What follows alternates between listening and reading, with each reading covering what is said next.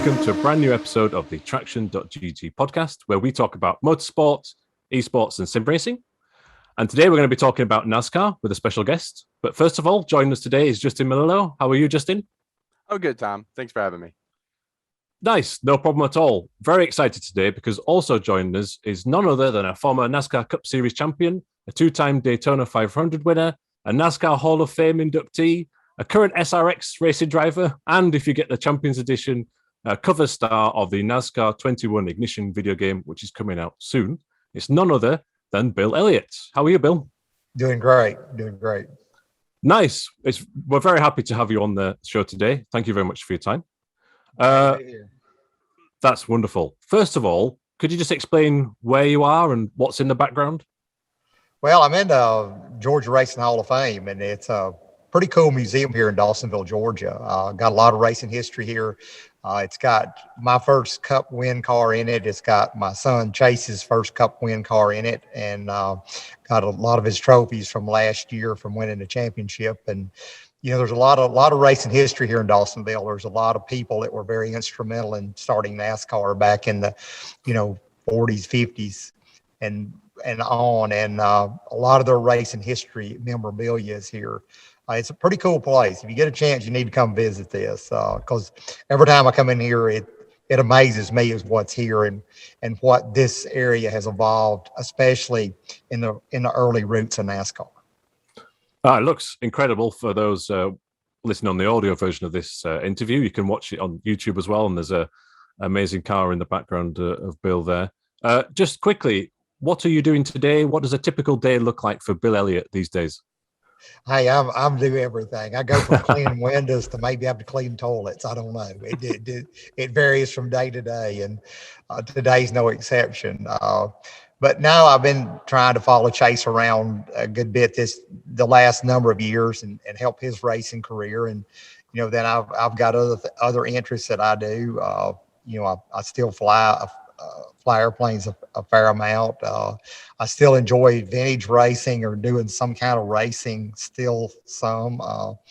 I've got some buddies. We go dirt bike riding a good bit, and nice. That's kind of my next passion. But yeah, we're kind of doing a little bit of everything. And the funny thing about it is you get in this part of your career, it's like you have no set schedule, and it's hard to put things together because when you were running full time in Cup, you knew where you were going to be.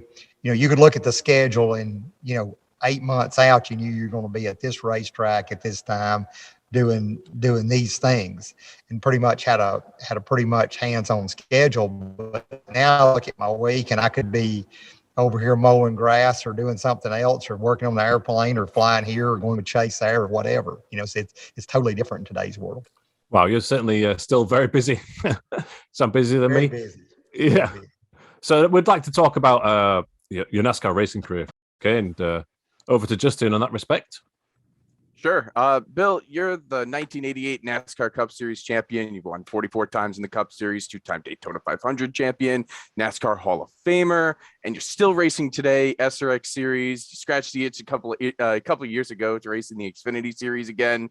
But I guess I'll start with asking, what has been the most satisfying moment of your storied racing career? It's been a pretty incredible career. I mean, I look back on all the things that we did throughout the years that I raced, and I think there's no one thing that I would say was better than the others. Even from when I first started back in the early 70s to to what I've done here this past year running some of the stuff that I ran. It's still enjoyable. I still enjoy racing. I still enjoy that part of it. I still like being, in control of the car or whatever. But it isn't necessarily the speed. It's just the fact of, getting in a piece of machinery and trying to make it do what you want it to do. And I think that's the most fascinating part of it. What was it like racing in the SRX series this year? And I guess you've also run in what was known as IROC back in the day. Would those two be comparable at all? I don't know that they're really comparable because of the racetracks that we ran. I think the SRX looked at it a little bit differently, going to more shorter smaller racetracks where the IROC, ran Daytona, Talladega, some of the road course stuff. So it was a little different venues that we went to, and it just made the racing different. I think the concept was a lot the same because Ray Abraham at the time was working at IROC, and he was instrumental in doing the SRX cars. So that was kind of a part of that whole nucleus coming into the SRX side. I don't know if they're going to change or how they're going to do, next year, whatever they're going to do from that standpoint. But yeah, it was, the cars are still similar. We ran more on a bi-supply tire in the SRX like we did earlier in the Cup side. And that made it a little more challenging because you were so used to the radial stuff, or got more used to the radial stuff over the last number of years.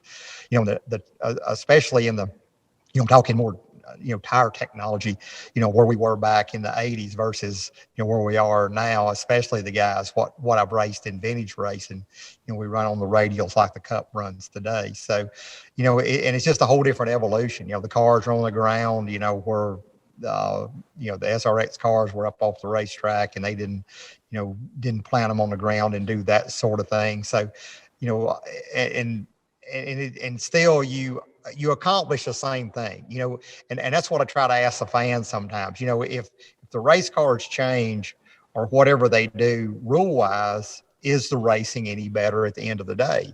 You can interview 1,000 people in the grandstands, and they might have 1,000 different opinions of what they felt like the race was to them that particular day. So, it's all in perception and all in how the fans get engaged and stay involved and see how the race unfolds and see what sparks their interest.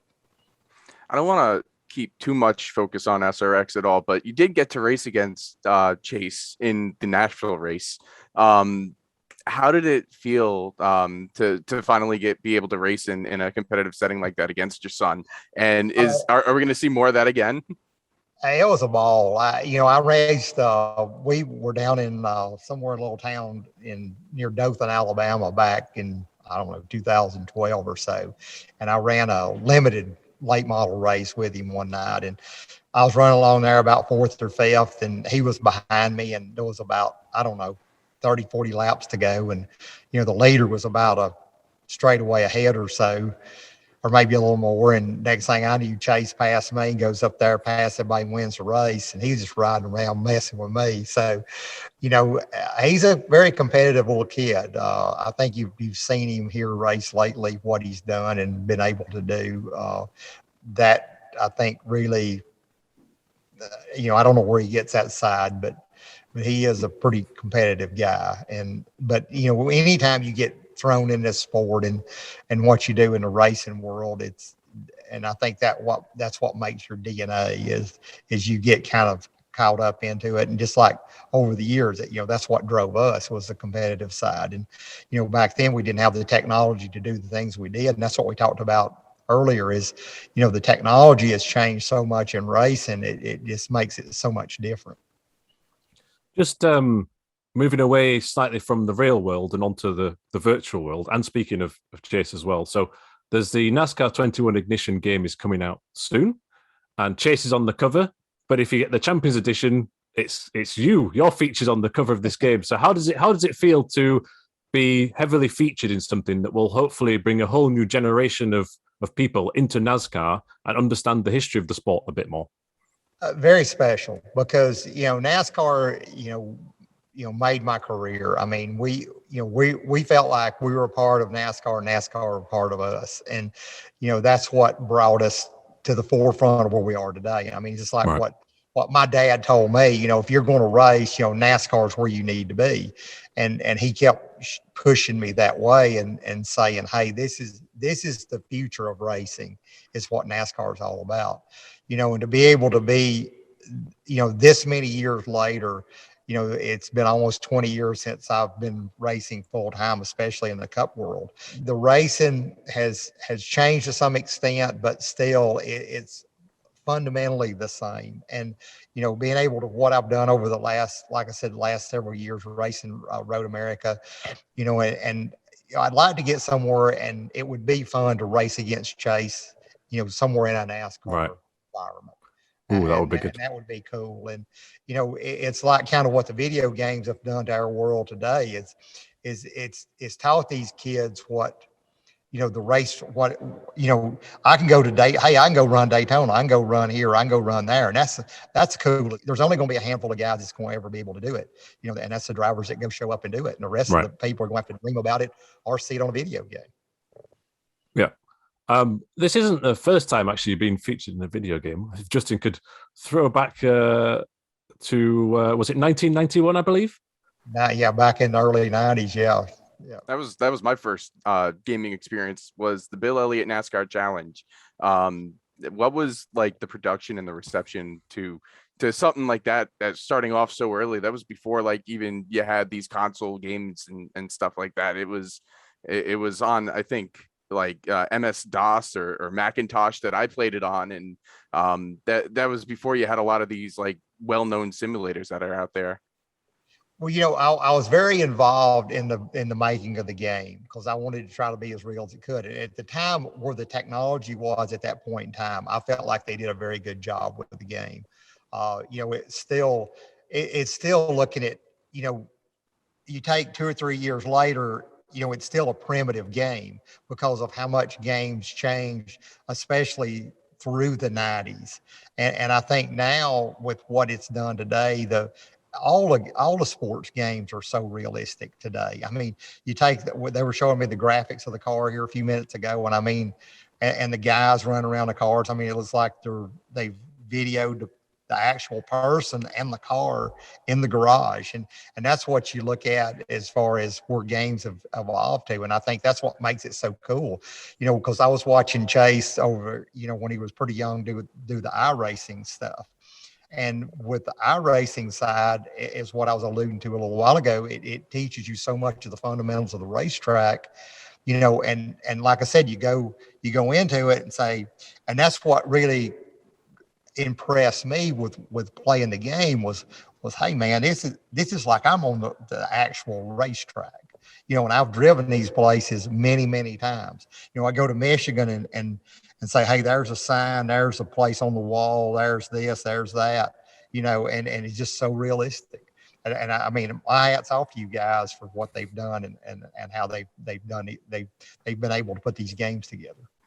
Yeah, speaking of iRacing, they've got one of your older cars in that game, the 1987 Ford Thunderbird. They scanned your paint scheme into the game, and players can go and drive against I think it was Earnhardt's 87 Monte Carlo.